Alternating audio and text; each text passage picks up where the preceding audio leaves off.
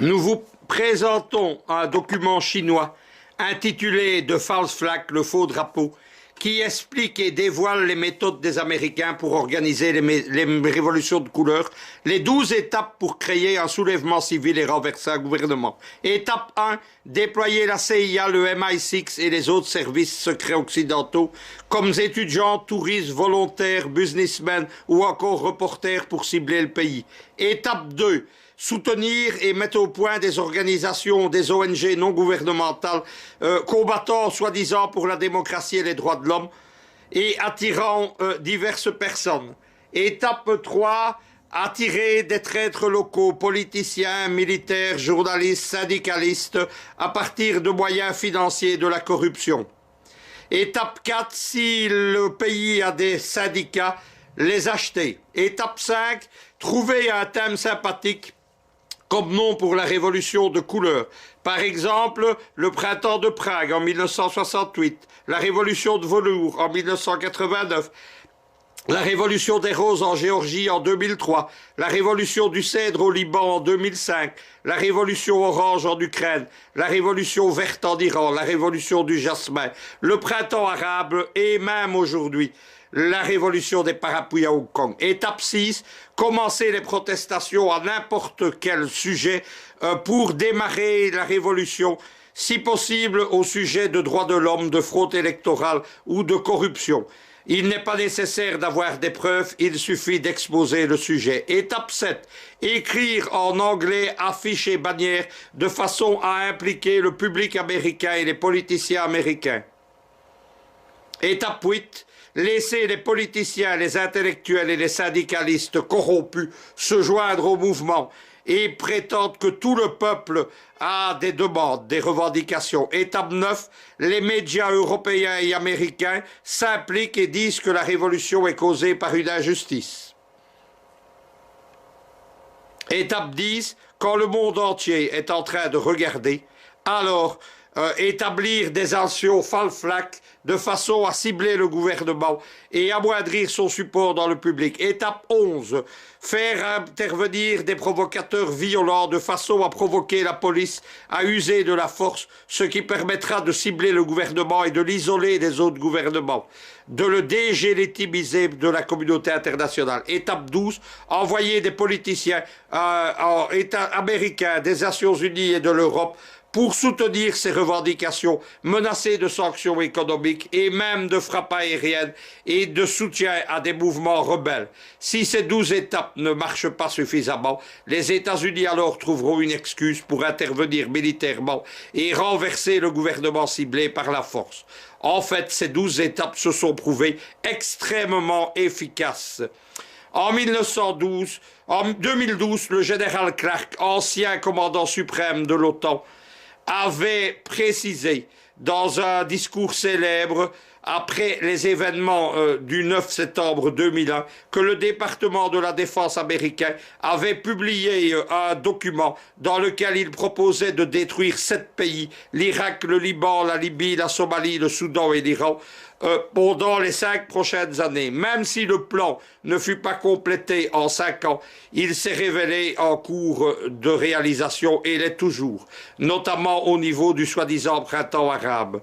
Parmi ces 7 pays, des gouvernements ont été renversés. Certains ont sombré dans la guerre civile, d'autres sont aujourd'hui des États faillis. Il n'y avait rien de spontané dans les mouvements civils qui ont organisé le renversement de ces gouvernements. Bien au contraire, ces révoltes ont été soigneusement préparées. Dans les faits, renverser un gouvernement par une réaction civile est beaucoup moins cher que d'envoyer des troupes et de faire la guerre. C'est pourquoi les États-Unis ont choisi cette solution contre les pays qu'ils estiment être leurs ennemis. Voici maintenant un extrait du discours du général Clark, où celui-ci explique notamment l'action des néoconservateurs et de Ronald Rumsfeld pour pousser l'armée américaine dans diverses guerres.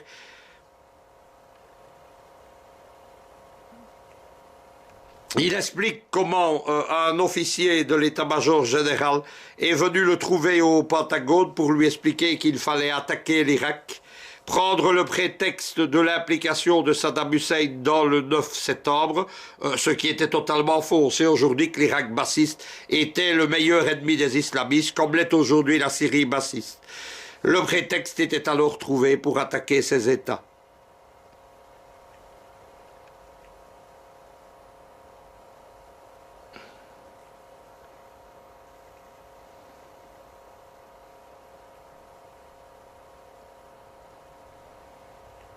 Il explique comment la violence et la déstabilisation sont choisies pour agir, notamment en Afghanistan.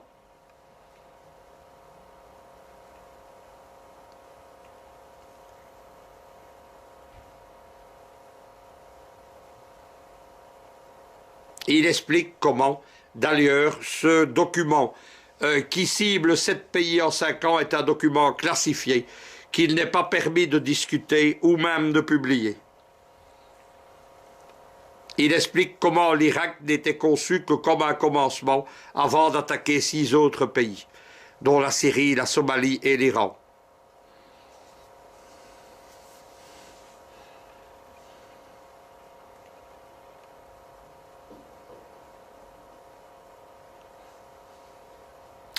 Le document passe maintenant à une seconde partie où il va expliquer cette thèse pour expliquer pourquoi Hong Kong est ciblé comme moyen d'attaque du gouvernement chinois.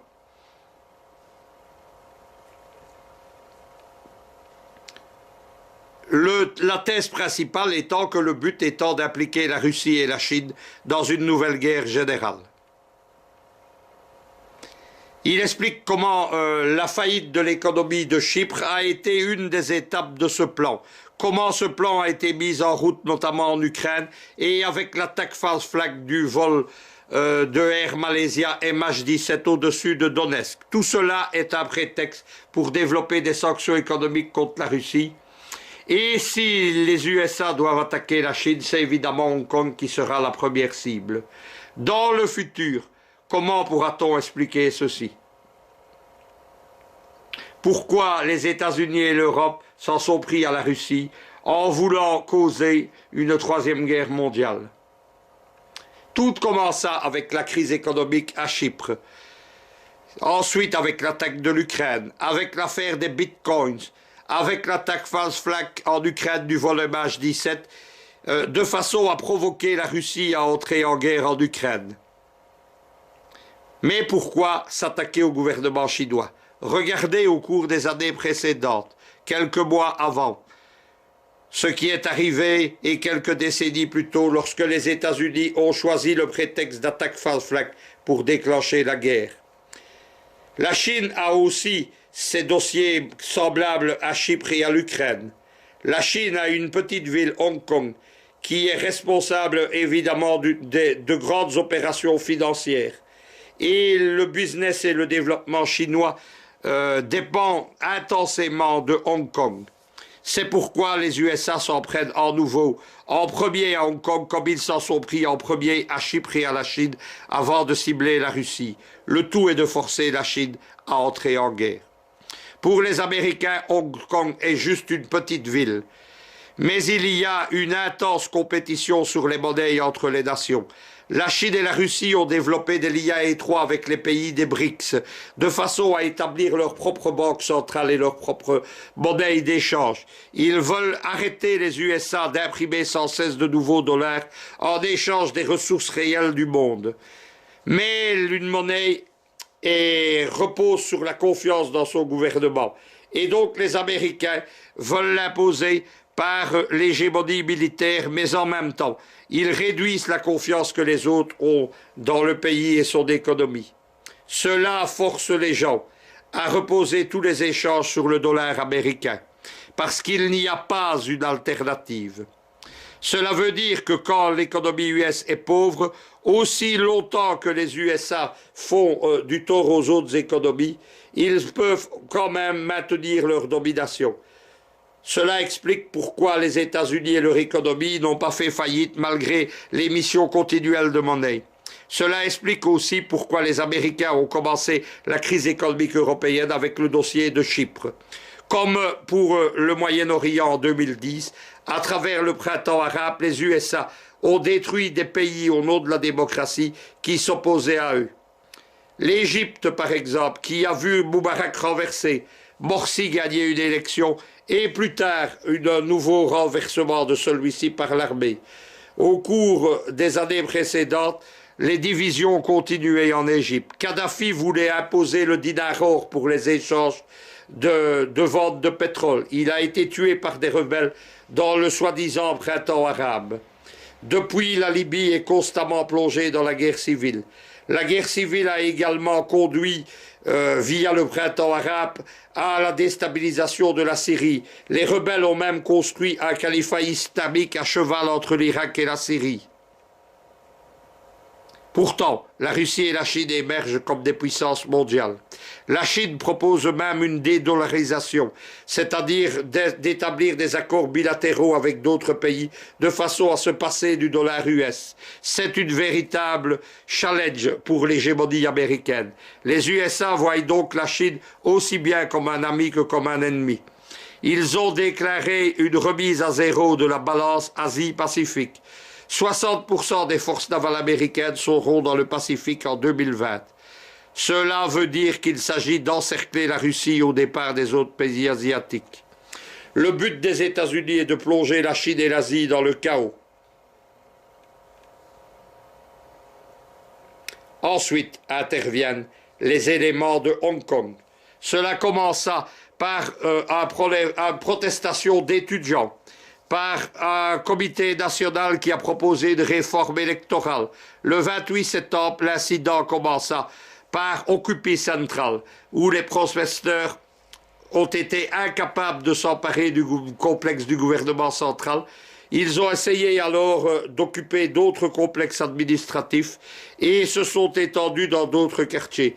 La police anti-émeute a fait usage de gaz, mais la situation est devenue chaque jour davantage redoutable. De plus en plus de gens ont soutenu le mouvement, ce qui a causé le blocage de tout le centre de Hong Kong et de nombreux quartiers,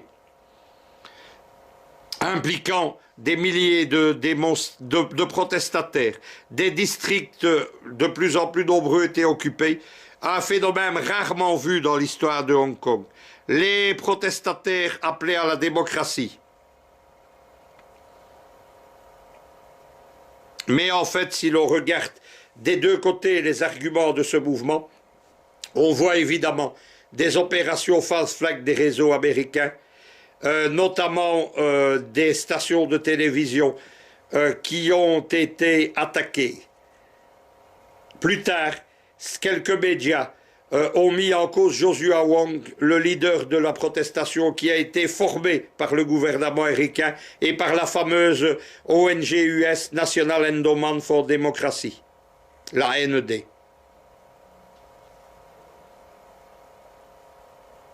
Des experts chinois confirment cette prise en main de Joshua Wong par les Américains.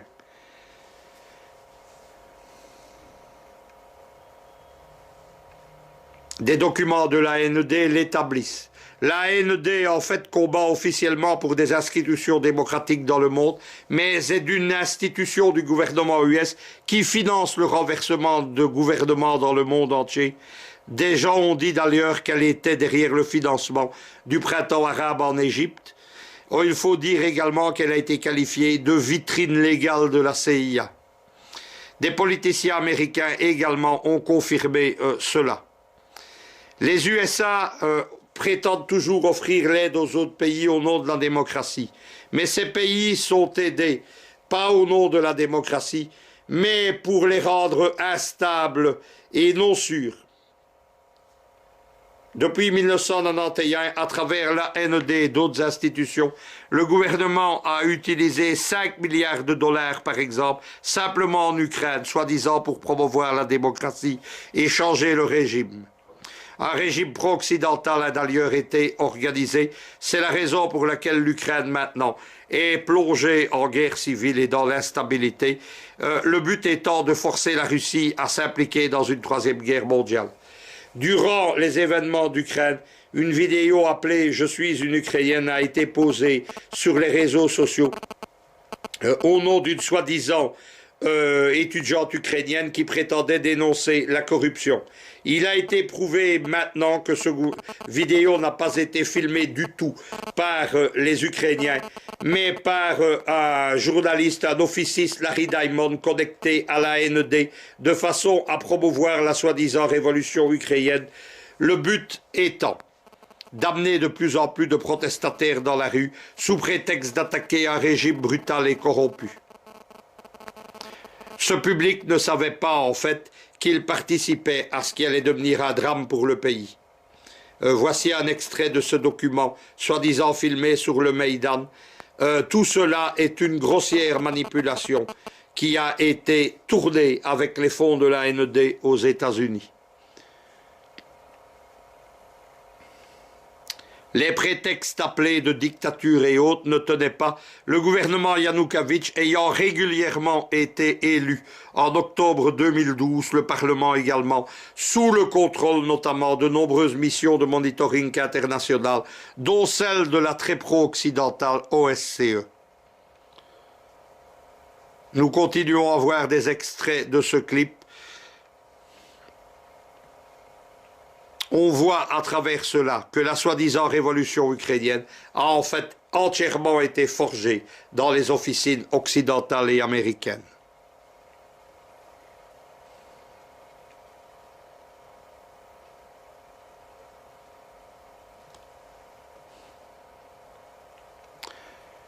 Ce clip, évidemment, voulait attirer les opinions publiques américaines et occidentales, attirer leur sympathie et susciter l'indignation de ces publics de façon à soutenir la politique américaine en Ukraine.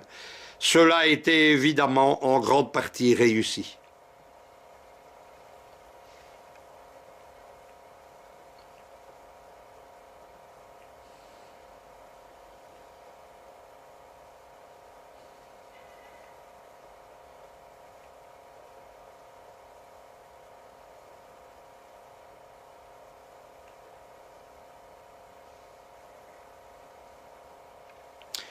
Ce clip de 2 minutes a été vu par 8 millions de gens sur les réseaux sociaux. De la même façon, Occupy Hong Kong a publié une vidéo de 2 minutes qui a été postée sur YouTube. En voici un extrait. Elle date du 29 septembre 2014. Elle présente des activistes chinois. Mais on voit que le mode de réalisation, les thèmes et même le discours est extrêmement similaire à la vidéo ukrainienne. La manipulation pro-occidentale est évidente et évidemment, ce sont les mêmes mentors et les mêmes maîtres d'œuvre, c'est-à-dire les réseaux Hotport, Canvas, Soros, que l'on retrouve derrière Occupy Hong Kong.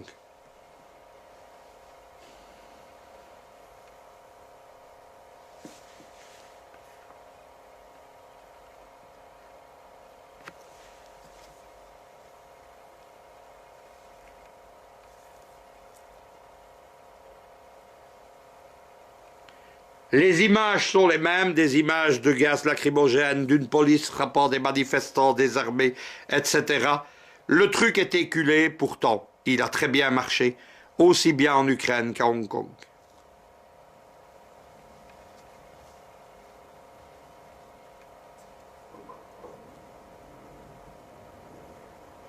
Les accusations, évidemment, portées contre le gouvernement de Hong Kong et le gouvernement chinois sont les mêmes que portées contre le gouvernement Yanukovych en Ukraine, c'est-à-dire de ne pas être démocratique. Après cela, les médias mainstream US feront une interview de la petite activiste, comme on le voit ici. C'est évidemment ce qu'on appelle amorcer la pompe de la subversion et créer artificiellement des personnalités qui prendront ensuite le contrôle de l'insurrection. Comme nous l'avons vu dans une précédente émission, la même opération a été faite par la NED vis-à-vis de centaines d'activistes, de politiciens, de syndicalistes et de journalistes africains lors du sommet USA-Africa de leaders de Washington au début du mois d'août 2014, qui de la même façon ont été pris en main et achetés. Voilà la comparaison des deux vidéos. Comment pourrait-on encore douter qu'elles ont été faites par les mêmes, d'autant plus qu'il y a des documents de la l'ANT qui concernent Hong Kong et la soi-disant révolution des parapluies. Occupy Central était bien sponsorisé par la l'AND.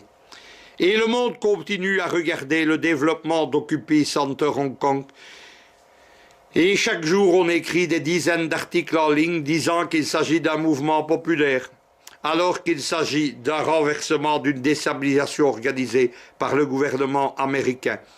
Un géopolitologue américain, Cartalucci, dans son website Land Destroyer, explique comment ces manipulations sont faites, comment les Américains se sont infiltrés dans la vie politique et médiatique de Hong Kong, comment des fonds étrangers ont financé Occupy Central, et comment de nombreux forums et activités sont organisés directement par la l'AND, la National Endowment par Démocratie, et d'autres organismes similaires comme la NDI et même le département d'État qui a supporté Occupy Central financièrement.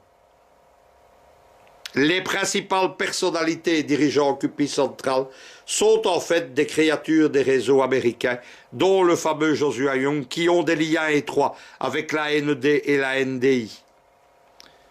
Plus tard, d'autres politiciens soi-disant démocratiques sont également allés intervenir aux États-Unis avec le soutien de la l'AND et ont même parlé à un séminaire de la l'AMD. En fait, c'est un plan qui a été mené à Hong Kong, comme il a été mené à Washington, à Wall Street, à Londres, et nous pouvons l'ajouter également à Madrid et à Bruxelles. C'est la série des mouvements Occupy, financés par George Soros en Europe, et manipulés par les gouvernements occidentaux. Le 10 octobre 2014, le gouvernement chinois, dans le quotidien du peuple, a accusé les USA d'avoir organisé Occupy Central par la l'AND. La situation est similaire aux révolutions de couleur organisées dans de nombreux pays, disait ce document. Des syndicats chinois qui sont financés par les fonds de la l'AND et du gouvernement américain sont également intervenus dans l'affaire. On parle de financement par plusieurs dizaines de millions de dollars. En fait, le soulèvement de Hong Kong a été abandonné par les citoyens de Hong Kong, parce qu'il a amené le chaos, parce qu'il a amené la crise économique. Mais le mouvement a continué car il a des moyens, il a des troupes et il a des organisateurs bien payés. Ce sont des opérations false flag qui l'appuient, comme l'incident en Ukraine, l'incident en Syrie, les attaques au gaz, le vol MH17, tout cela, ce sont des opérations false flag pour entraîner les États-Unis dans la guerre et entraîner d'autres pays, leurs ennemis.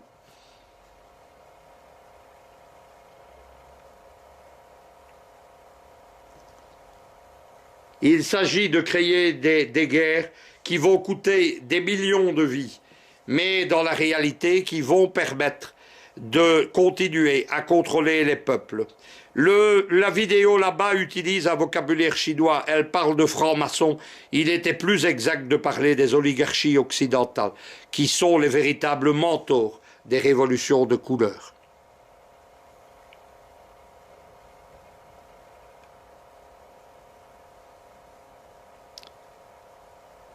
Les problèmes sont créés artificiellement et ensuite on prétend leur apporter des solutions.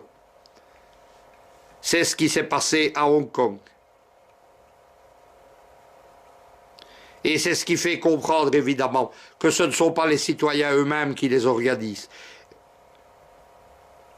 Comme en Ukraine, le but était de créer une révolution. Les méthodes sont similaires. Mais en Ukraine, le pays est au bord de la guerre civile et aucune solution n'est intervenue. C'est parce que les oligarchies occidentales jouent à la fois les bons et les mauvais, un peu comme dans les films policiers d'Hollywood. En fait, les protestations actuelles à Hong Kong ne trouvent pas de solution, parce que lorsque les deux parties veulent négocier une issue, ils échouent toujours à trouver une solution. Et les problèmes reprennent sans cesse parce qu'ils sont organisés, instigés, préparés d'une façon de plus en plus importante à chaque fois. Il s'agit d'amener les oligarchies occidentales au pouvoir à Hong Kong, comme en Ukraine ou à Chypre. Peu importe comment la vague de protestation est organisée, où elle finira. Mais on peut déjà prédire que des mouvements comme celui qui est organisé à Hong Kong n'auront qu'un seul but, c'est forcer à une intervention directe de la Chine dans une guerre mondiale qui est espérée par les oligarchies occidentales.